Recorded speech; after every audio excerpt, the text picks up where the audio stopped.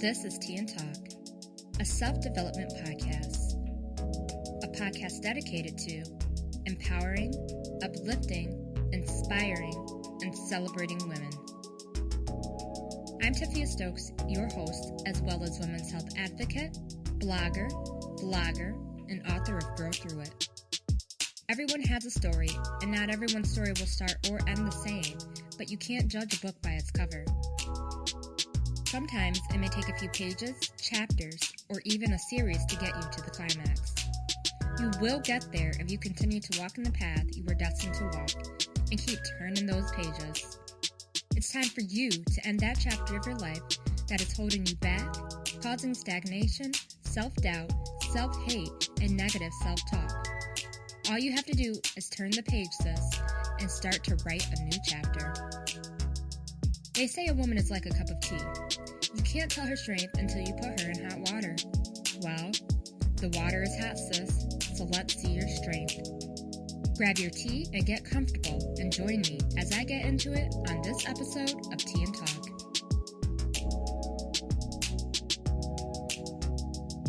Hello, loves, and happy Monday. Thank you for joining me on another episode of Tea and Talk. Today, I wanted to talk about success. Successful people know two things. The future can be better, and I have the power. It's first important that you know your calling and that you honor your calling. And what I mean by that is continue to propel forward with the resources that you need to propel forward with to honor your calling and to continue to go forward with your passion. Starting is easy, but you must continue and be consistent in your attempts. So, you start, you think everything is going well, you get kind of lazy, you may stop, but you're not being consistent.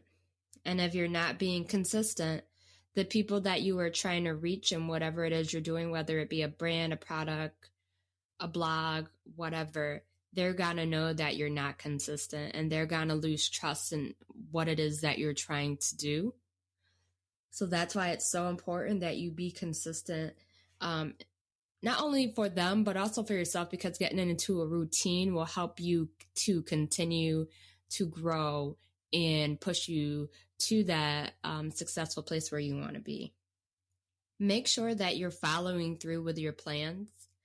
I mean that by if you write something down in your agenda or in your phone for a day and a time, make sure that you're completing that and you're not pushing that back. You're following through with that.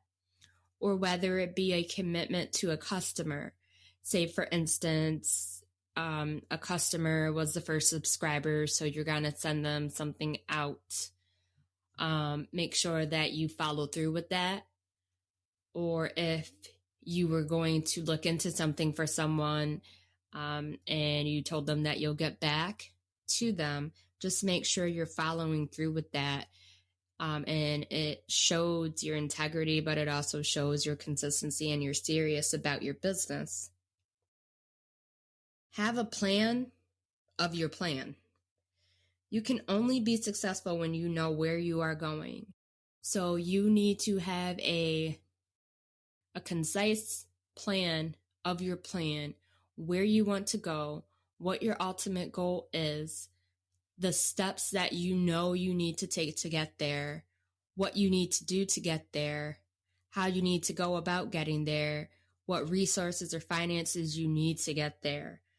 But it's important that you have a plan of your plan because it's easier to stick to than not having any plan at all and just going off of willy-nilly. So make sure that you're having a plan in place. Focus on the goal. For me, I do a vision board every year. And I write things up there or I cut things from magazines. And it may be something that sticks out to me a little bit more than something else. So I focus on that. And by me focusing on that, I'm putting more thought into it, and I'm sort of manifesting it, because I'm doing the things necessary to get to that goal. I keep thinking about it, so I'm keep researching. I'm doing more research, getting resources ready, looking up this, looking up that, buying this, buying that, to make sure that that goal comes to life for me. Complete tasks that get you to the goal and focus on the most important tasks first. So if that is, I know I use this a lot, but if it's starting a blog for you, you want to complete those tasks that get you to the goal and focus on the most important tasks first. So you want to maybe start your website, because that's most important, because where are you going to send people when it comes to your blogs? Where are they going to go to read your blogs? So start your website. Maybe you need a name for your blog. So brainstorm, different names. Look at different logos. Look at different colors and the meaning of those colors and how to draw that niche of audience in. But those are important tasks because they'll need somewhere to go for the blog content if that's what you're starting. Rid yourself of all the things that distract you from getting to your goal. And I said this in an earlier podcast: trashy magazines, reality TV, laying on your couch, not doing anything at all, scrolling through Facebook or social media, but it's not purposeful to your goal. So you need to rid yourself of those things and use that time that you're doing those things to be more productive in getting to your goal. Get into a routine and change something in your routine if it doesn't serve you and your purpose. So say, for instance, for one, I have started to research a lot more about podcasting. And I'm into a routine, probably an obsessive routine, of just researching my different, I'd call them podcast sisters, and how they're going about things, what content they're putting out, how they're putting it out, what social media they're using, how often they're using it. But I do this every morning, and I also do it every night. Usually at night, I am watching my television shows, which I'm way behind on because this has been my focus. And usually in the morning, I'm either trying to get a little bit more shut-eye or not doing anything at all, or scrolling through social media. So I've cut those things out to do things that are serving my purpose. And for right now, and I think for a while, forever, my purpose right now is my podcast. This is my baby. So that is what I'm doing to serve my purpose. You want to surround yourself with like-minded people with similar goals.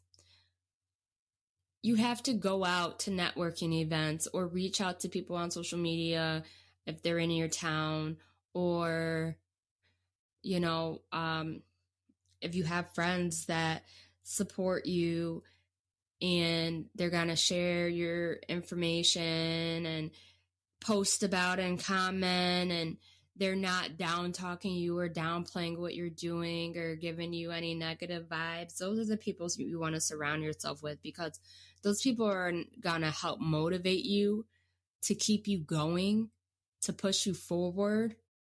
And it's just good to have that positive energy around, especially when you're doing something and you're stepping out on faith to do that. Those people are very helpful. Put your best foot forward by just going for it and giving it all that you have. Regardless of how you may feel, or if you feel that you aren't there yet, just go for it. Like I said before, you'll learn along the way, but you just have to go for it.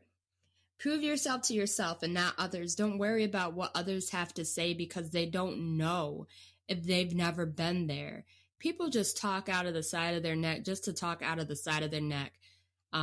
People always want to have an opinion about something, and it may not even be an opinion that serves you or serves them. They don't know what the hell you're doing, and maybe they don't know what the hell they're doing, but you got to prove yourself to yourself and stop worrying about them folks.